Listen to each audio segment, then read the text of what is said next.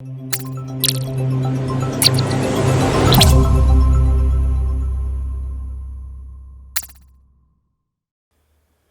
here we're going to look at exponents and exponential functions. So we've got these basic exponent rules written down here.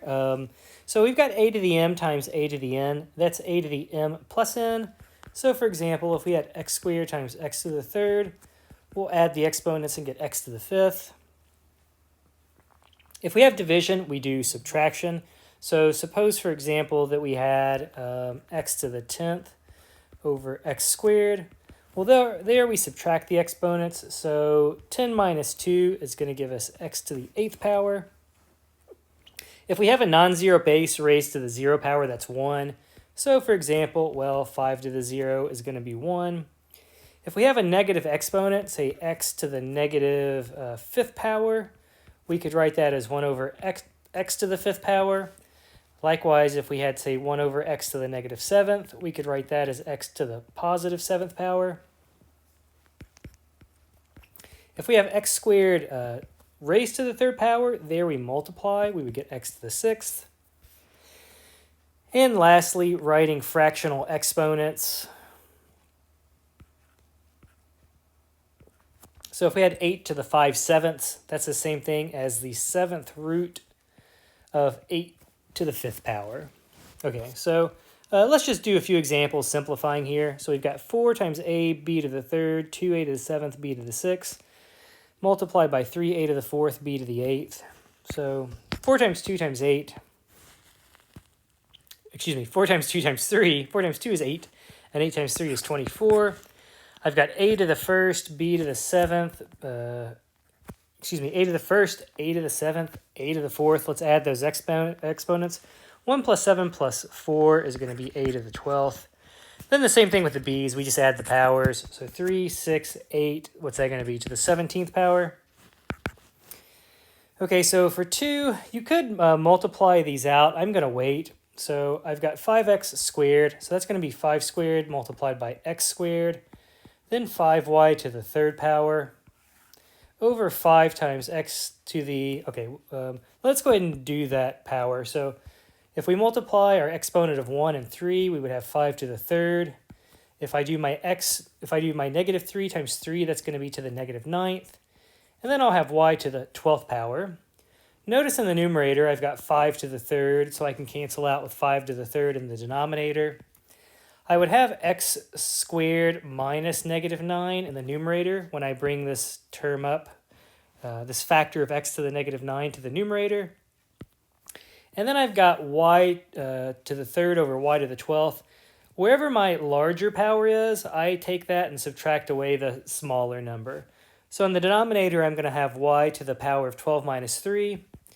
So that's going to be x to the 11th over, it looks like y to the 9th.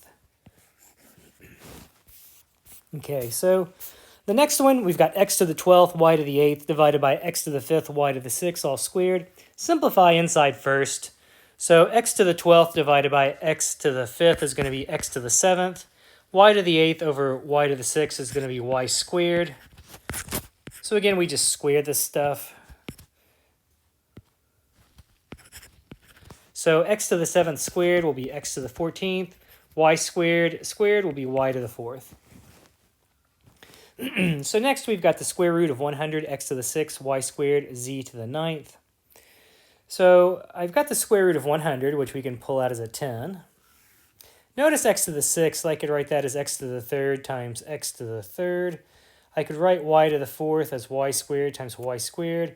I could write z to the 9th as z to the 4th times z to the 4th times z. One way you can think about it is, if you have a square root, which we do here, that's our index. If you see something twice, if I see something twice, I can pull it out once. So I've got x to the 3rd times x to the 3rd. I've got a pair of those. I can pull it out once. Let me be more careful here. So I meant to write this as y squared and y squared. Okay, so again, I see it twice. I can pull it out once. I've got z to the 4th and z to the 4th. I can pull it out once. And I would be left with the square root of z underneath. Sort of another way to do this, and I'll use this on my next example. I've got the cube root of 108 times x to the 4th times y to the 6th times z to the 23rd. I could write all of these using powers. I'm going to leave the cube root of my 108 alone. But all the rest of them I'm going to write as fractional exponents. So if I have x to the 4th, the cube root of that, that's the same thing as x to the 4/3 power. I would have y to the 6/3 power. And then I would have z to the 23 divided by 3 power. Okay, so the cube root, I can write that as, I think, 4 times 27. 27 is going to be 3 to the 3rd power. So now I'm going to start breaking these up. X to the 4/3, that's x to the 1st times x to the 1/3. My y to the 6/3, well, that's just y squared. Z to the 23 divided by 3. Notice, okay, so if I make that a mixed number, 23 divided by 3, 3 will go into 23 7 times with a remainder of 2 left over. So 7 plus 2/3, that's going to be 23 over 3. And this is now going to be reduced. So 3 to the 3rd, I can pull the 3 out. Notice I've got an x to the 1st. I've got a y squared. I've got a z to the 7th. Okay, I would be left with the cube root of 4. That's still there. My x to the 1/3, that's the same thing as the cube root of x. And z to the 2/3, I can write that as z squared. And again, it's taking the 3rd root of it. So again, the way I kind of do these quickly without writing all this out, if I pick, for example, let me again just focus on my z to the 23rd. I see that I'm taking a 3rd root. Again, I'm thinking 3 goes into 23 how many times? So I'm thinking 23 divided by 3. Well, that goes in 7 times. That's going to be my exponent on the outside. And if I subtract, that's going to be my remainder. That's going to be the exponent that's left over underneath the radical. So that's how I do these quickly without writing all of this down. I guess I'll leave this out. Okay, so however you like to do them. So graphs of exponential functions. So an exponential function is a function of the form y equals a to the x, where a is greater than 0 and a is not equal to 1. If a is equal to 1, we just have 1 to the x, which equals 1 everywhere, which is just a horizontal line, which isn't very interesting. So that's why we leave 1 out. If our base a is greater than 1, if our base a is greater than 1, let's try that again. We have exponential growth. Our function grows as you move left to right. If our base a is between 0 and 1, we have exponential decay, and our graph gets smaller as you move left to right. Notice in both cases, this line y equals 0 is a horizontal asymptote. Both of the domains for these functions will be all real numbers, and the range will be from 0 to infinity, not including 0. Okay, so let's graph the function 2 raised to the x plus 1 minus 3.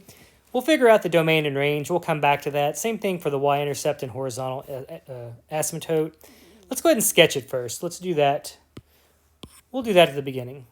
So we said this is our graph if our base a is greater than 1. Well, certainly this would work. This is what the basic graph of y equals 2 to the x would look like. Let's maybe put one more point in there. Notice 2 to the 2nd power would be 4. So if I graph y equals 2 raised to the x, what are we doing? Plus 1. This x plus 1 is going to move my graph to the left 1 unit. So now instead of being at 0, 1, it'll be at negative 1, 1. And instead of being at 2, 4, it'll now be at 1, 4. Notice if I plug in x equals 0, I'll get 2 to the 1st, which is 2.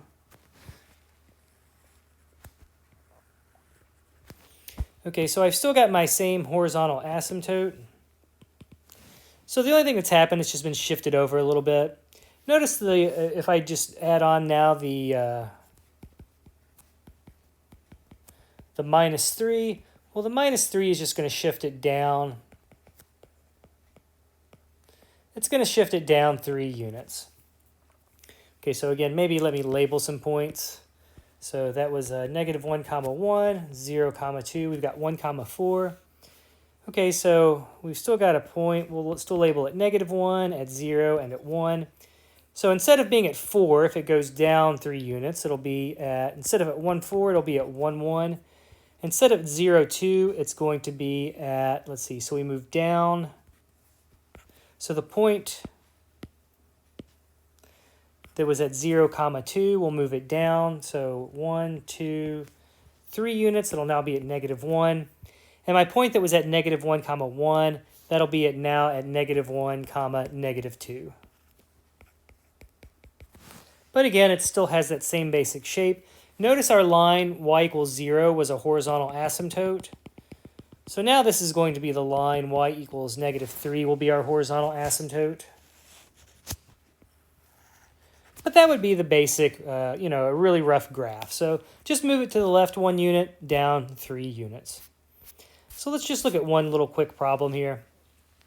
Suppose the value of a car in thousands of US dollars is modeled by the function y equals 30 multiplied by 0.92 raised to the power of x, where x is the age of the car in years. What's the value of the car when new? Well, that's just going to be when x equals 0. So we'll have 0.92 raised to the 0 power multiplied by 30.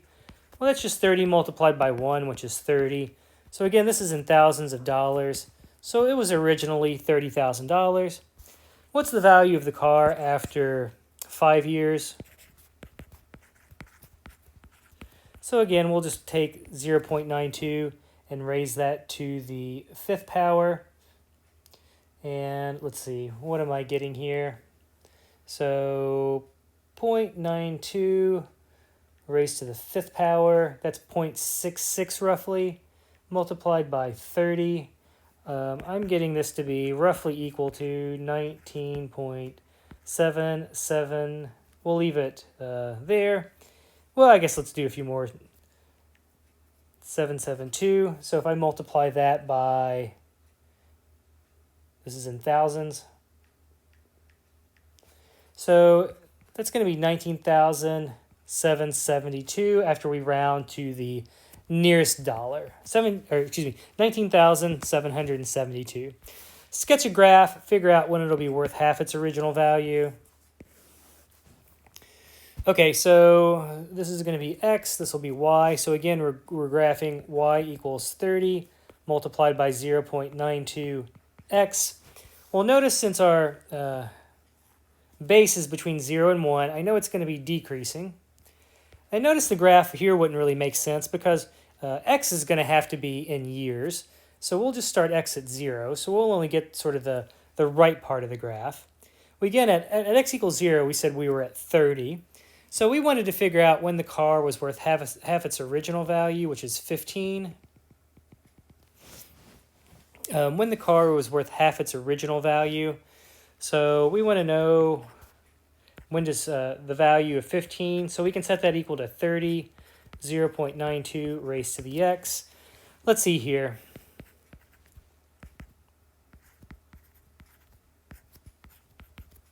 So I'm getting, if after solving this, what are we going to get? So one thing that we'll do, and maybe we'll go ahead and remind you, you can always use a graph. The way that we'll solve these, and we'll see these in a second as well, we might as well go ahead and review it now. Recall to get the value, if you have a variable as an exponent, we can take the natural logarithm of both sides. So we'll see this property in the next section.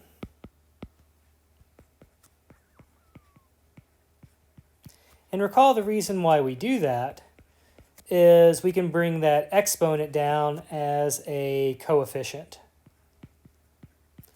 So if we take ln of 1/2 and divide that by ln of 0.92, that's going to be our value.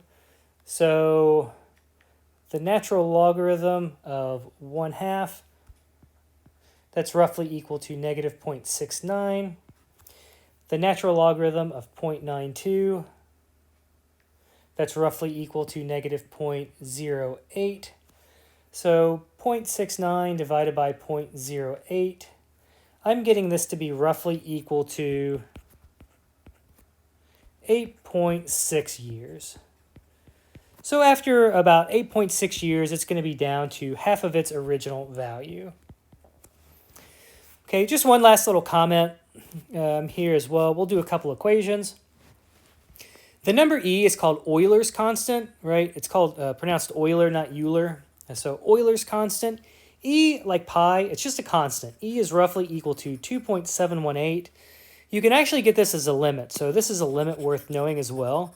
If we take the limit of 1 plus 1 over x all raised to the power of x, that's also going to be equal to e. So we're not going to justify it, but that is another way to get e. So solving equations involving exponents, and this is if they have the same base, so these are set up very nicely. If we don't have a same base, we're going to do what we did just a second ago, which is use natural logarithms or some type of logarithm. But notice here, if we have 3 to the x plus 2, for example, 27, I can write that as 3 to the third. Well, now I've got the same bases, so the exponents must be equal. So x plus 2 must equal 3, or x is just going to equal 1. Notice, let's rewrite these. So notice 4 and 8 are both powers of 2. So 2 is 2 squared. And 8 is going to be 2 to the third. So now if again, I need to multiply using my x to the n raised to the m power. We multiply. So I would have 2, I would have to distribute. So 2 times 3x is 6x. 2 times 1 is positive 2. Then 3 times 5x is 15x. 3 times negative 2 is negative 6. We'll set those exponents equal. Okay, so I can add 6 to both sides. I can subtract 6x from both sides. It looks like 8 over 9 is going to be my value for x. Okay, same thing in number 3. I've got 9 and 1/3. Well, I could write 9 as 3 squared. I can write 1/3 is 3 to the negative first. And again, if we multiply, I would have 3 raised to the 10x plus 4. Then I would have 3 raised to the negative 4 plus x power. Again, we'll just set those exponents equal. 10x plus 4 equals negative 4 plus x. I can subtract x from both sides. That'll give me 9x. I can subtract 4 from both sides, so I'll have 9x equals negative 8. So x is going to equal negative 8/9. So notice these are set up very nicely. You know, for example, in number 4, if we had 4, 3x plus 1 equals even, 7, 5x minus 2. Writing things as a power of 2 is not going to work, so we'll have to figure out some different way to do this one. But a lot of times if you do recognize they're the same base, it might be a quick and easy way to get a solution. So, okay, just a few questions for you all to practice here. Solving equations, a word problem, graph transformations, and again, just simplifying some basic exponents.